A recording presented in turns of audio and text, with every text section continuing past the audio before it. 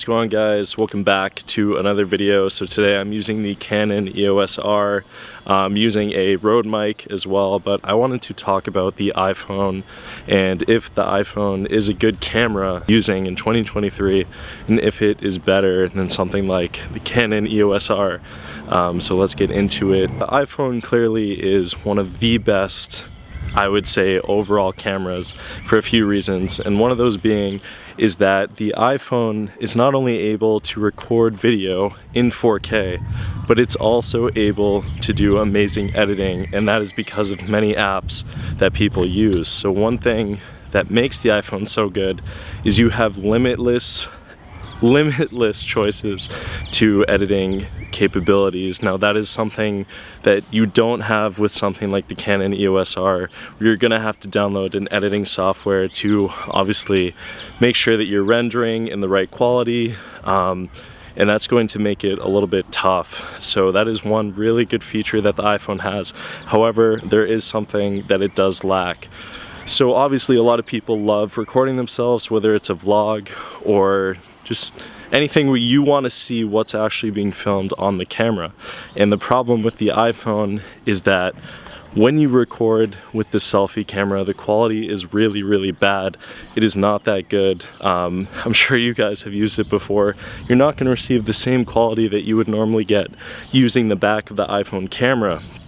So that's one thing that a lot of people really don't like, and personally I have had a big problem with in the past. So the tough part about it is, do you always use the front camera, and is your quality or even your face going to be in frame? And I've had that problem a lot of the time where you're using the front of the iPhone and you're just not even able to see like what you're actually recording. So it makes it really tough. And that's a big problem with the iPhone, and part of the reason why I often don't vlog with the iPhone as well, because of that major issue. A lot of people want to know is the quality of the iPhone camera, is it going to be better in the future? And guys, we've seen so many models from the iPhone that I really don't think the quality is like really upgraded. So I have the iPhone 14 and the quality is not honestly that much different from the iPhone 12, iPhone 13. It just really hasn't improved to the point where it's competing with any of these cameras that you're able to shoot in 4K, 30 frames per second, 60 frames per second, 120 frames per second, or even just 1080p, 60 frames per second. And it's just one of those things where you're gonna have to give up picture quality for you know, having more capabilities with something like the iPhone. And that's just one of the things that I guess is different for someone who's looking for, you know, easier access to apps versus better quality from a camera like this. So that's one problem that, you know, you kind of face when you're deciding, should I buy an iPhone or should I buy a camera? Something that we also have to consider is price point. So when you have the iPhone where it's going for, who knows how much they're actually going for right now, they're pretty expensive. But then again, you know, buying something like the Canon EOS R can put you down, you know, a few $1,000s. But it's really just about what you're actually looking for. So if I was, you know, someone who I was trying to decide whether I'd buy the iPhone or buy a DSLR, I would probably go with the iPhone. And the reason being is that the iPhone has more capabilities overall in terms of editing, recording, and just what you can eventually do with it. But if you are someone who already has a phone, I would obviously go with a DSLR, because the reason being is that if you already have a phone, having a DSLR changes the games in terms of what you're able to do with it. If you're a photographer, if you want to learn how to take really high quality photos, something like this can really do it for you.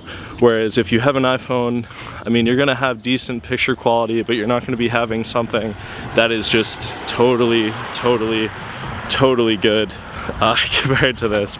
Because every time I pull this out, I take a photo or I record, I'm always blown away by the quality that this camera has. I mean, look at just how the colors are changing. When it's bright out, it automatically lowers, it adjusts. The shadows are really good, the contrast is amazing. Another thing that a lot of people don't really consider is the weight factor for a lot of cameras, and obviously something like the Canon DSLR carries a lot of weight to it. So if you think about it, I'm not only using the camera itself with the lens, I'm also using a Rode video mic and a Joby tripod, so that obviously carries a lot of weight, whereas something like the iPhone you can pull out right from your pocket and start recording. So if you're someone who doesn't like to carry like a ton of weight with what they're using, I definitely recommend the iPhone. However, this also helps in a lot of situations, and the reason being is something like a windy day, something like the Rode video mic that you can add to the camera, it just makes it so much better. You guys probably wouldn't even be able to hear anything if I was using the iPhone right now, so definitely becomes very helpful. Now, I am going to have to give the DSLR one thing over any iPhone. One being is battery life, and another is being changing the lenses. So if you're someone who wants to have more of a wider lens, if you're someone who wants to, shoot really far away, something like an iPhone really is not going to keep that same video quality as something like a Canon, where you're able to have a better lens that you're able to buy. Now obviously lenses are expensive, but you're going to have much better quality. You're going to really be happy with the video that's actually coming out as compared to the iPhone.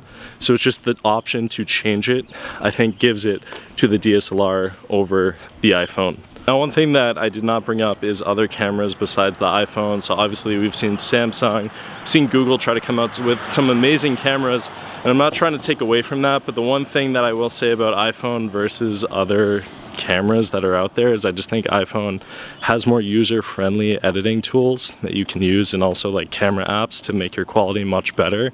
So that's why I'm kind of referencing the iPhone rather than something like the Galaxy Note, or one of those cameras that really focuses on super high quality, being able to zoom and like see the moon in amazing quality. So that is part of the reason why I'm saying the iPhone over something like that. Another big factor with a lot of cameras is having stable image, especially when you're recording. And something like this, where I'm using the Canon EOS R, is you want to make sure that you're having stable footage even when it's windy. And something like the DJI Pocket 2, which I have referenced before, and hopefully the DJI Pocket 3 is going to come out soon, is just being able to have a gimbal that you don't have to pay a crazy amount of money for to make sure that your footage is steady. Now, the iPhone most of the time is pretty stable. However, I have noticed a lot of the time when I am trying to record video that it kind of becomes really shaky, and sometimes the camera even will focus on something that it really shouldn't be focusing on.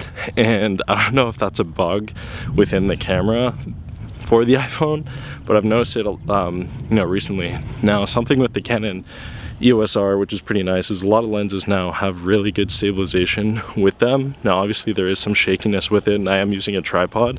Have really changed over the years, and you're able to really get some just like better quality with what you're let me know what you guys think down in the comments below. Are you someone who wants to buy an iPhone or is kind of thinking about buying a DSLR? Let me know, and yeah, see you in the next video. Peace out. Bye.